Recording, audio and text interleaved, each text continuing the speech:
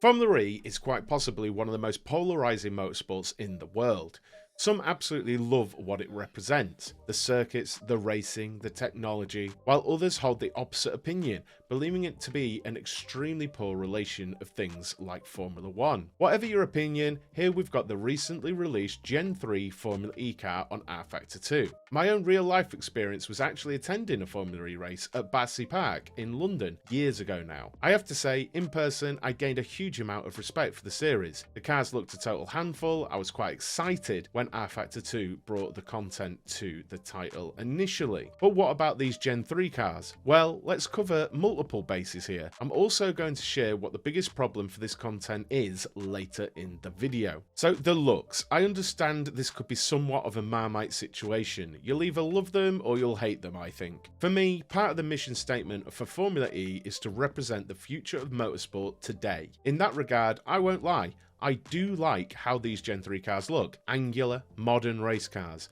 I'd like to know what you think of them down in the comments. The power. So Formula E tracks are a collection of right angle corners, hairpins, straights. These cars do feel fast once you get going down a straight, certainly not pedestrian. The lack of gears feels odd initially, but you get used to it quickly. Also, upon acceleration, midway through the power band, there's certainly a kick of power, meaning you do need some chill on the not so loud pedal. The sounds, I get it, there's no V8, V10, V12, whatever. It sounds like a huge Skeletric. There's not much I can say here. If that's a deal breaker for you, then it probably always will be. Personally, I don't mind it. It is what it is. The handling, these cars are certainly lively.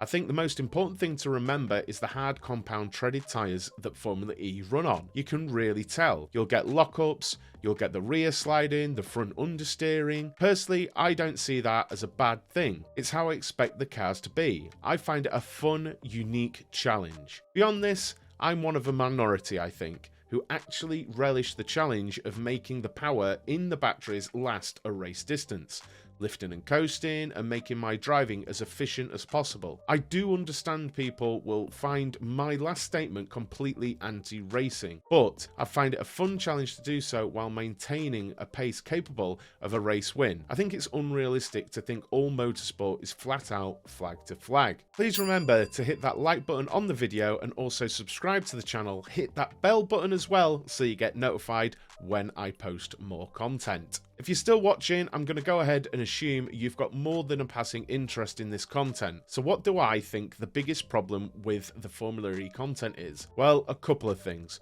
Firstly, the AI. There has been a huge raft of AI improvements with the latest rFactor 2 release. That can't be denied, it's all over the patch notes. But unless I've been very lucky with my editing, you're going to see some crashes and smashes in the background. There's still a lot of work to be done. Secondly, and by extension to my previous point, the complete lack of offline championships. I'm not normally one to call out rFactor 2 as Studio 397, but these things really should have been addressed years ago and fixed or implemented. With this kind of content, we definitely should be able to run a Formula E championship offline against capable AI. It just should be a thing. It's baffling that it isn't. I find it really odd because starting out back in the ISI days, rFactor 2 was so far ahead of everything.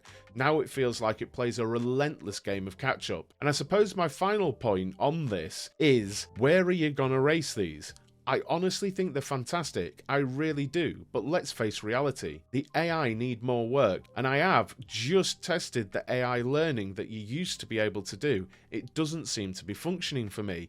If you know what I'm talking about and it does work for you, let me know how down in the comments, because I would honestly love for the AI to be better. But even if it does work, I shouldn't need to potentially spend hours of my time training the AI to work and function like it should out of the box. It should come ready to go and be competitive and fun to race against. If I do get this to work, I will make a video about how to do it though. So with no offline option, we're left with online. As much as I hate to say it, I don't think I'm going to see league admins tripping over themselves to run this content. I simply don't think Formula E has a mass market appeal in general, let alone with a challenging DLC on rFactor 2. Content creators like myself, and indeed general rFactor 2 fans, could scream how fantastic it is. I just don't see it happening. I actually hate saying these things about rFactor 2 because if you know me, you know this is my sim. I adore it. As for a driving experience, I still think it's unmatched by anything. But with that, I can't pretend it's all sunshine and rainbows with candy floss clouds walking down Fairy Tale Lane. Should you buy this content? If you want a unique challenge, sure, it's great content, but don't expect to be able to race it much online or off. I'm sorry, rFactor 2. I actually am.